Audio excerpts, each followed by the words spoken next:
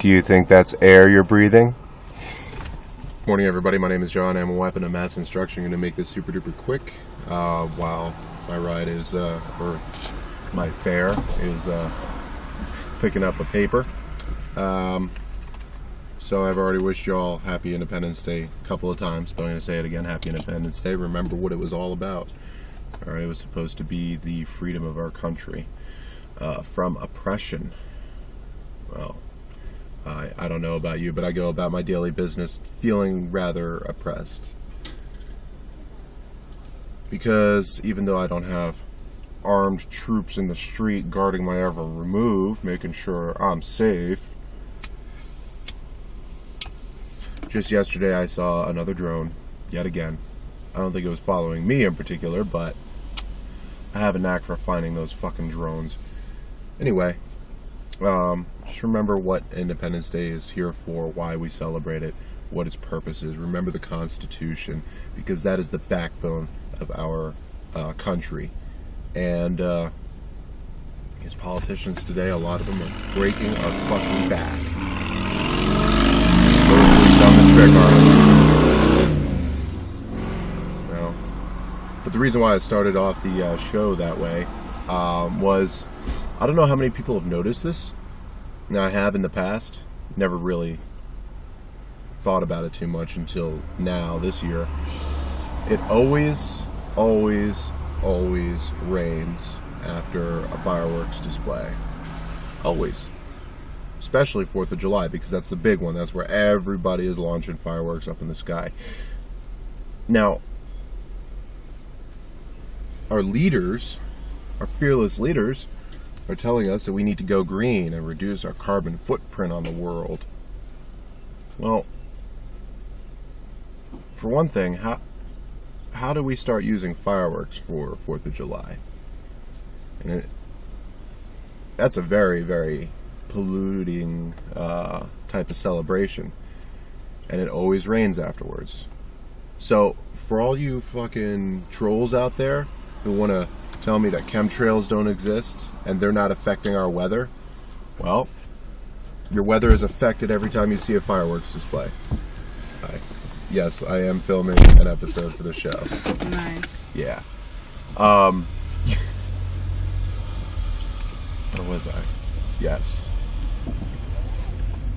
So, that being the case, how difficult do you think it is for them to affect the weather intentionally rather than just as a side effect of our celebrations?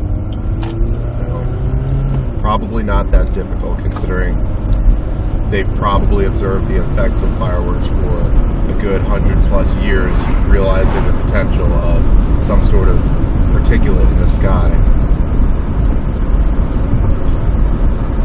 The other thing I wanted to talk about too is, I'm glad to say I didn't really see anything happen, but the whole time I'm listening to the fireworks display, I'm thinking the shit could be hitting the fan right that moment, and I would have no idea because it sounds just like fireworks. Reminded me of 2 days in particular, one of my first deployment, one of my second. Neither time did I get into combat or anything like that. The first time, there was an Iraqi army checkpoint about a mile up the road, and we would have been able to see it, except there was a couple of buildings in the way. Basically, the insurgents whacked them, got into a major firefight, and for literally 6-7 hours, we're listening to fully automatic fire, we're listening to freaking explosions. A couple points I saw a couple of RPGs or some sort of rockets shooting up either into the sky or ricocheting off of something, which is possible, believe it or not. I've seen it happen with AT-4 rockets, ricochets. We saw an Iraqi T-74 tank, T-74, T-71, I don't know, the old-ass Russian one,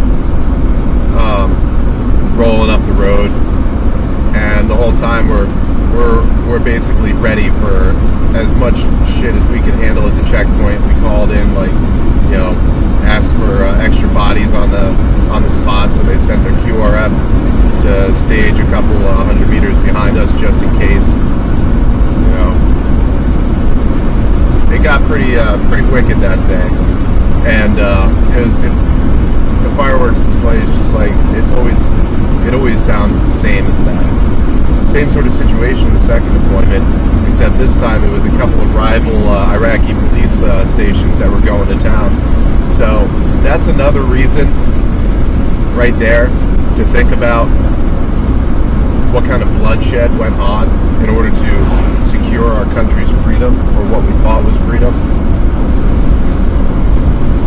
Remember the sacrifice that was made by everybody, not just people that joined the military, because remember back then it was mostly militias. It was any able-bodied man and a lot of boys and probably a couple of women.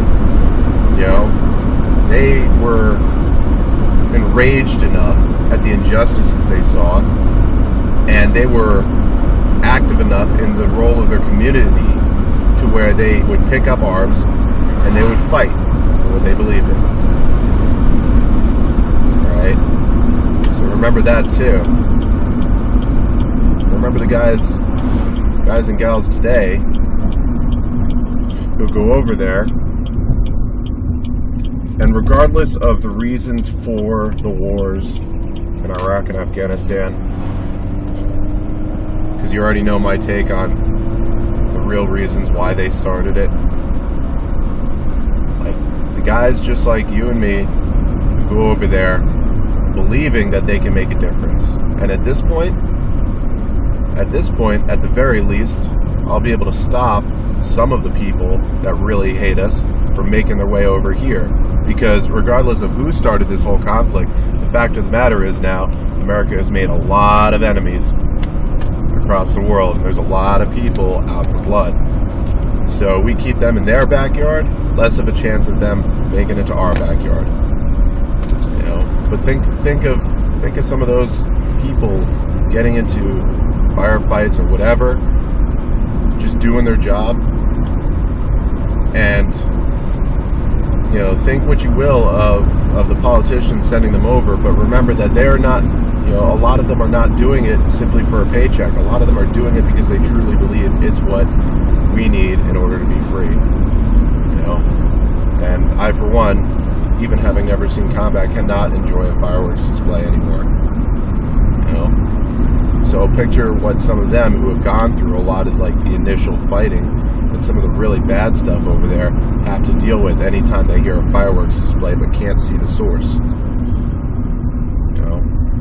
Think of that and just remember, and be ready, be prepared, because it's not always going to be the other guy's backyard where the fighting's taking place. Be ready for the worst, hope for the best. Y'all stay safe now. Peace.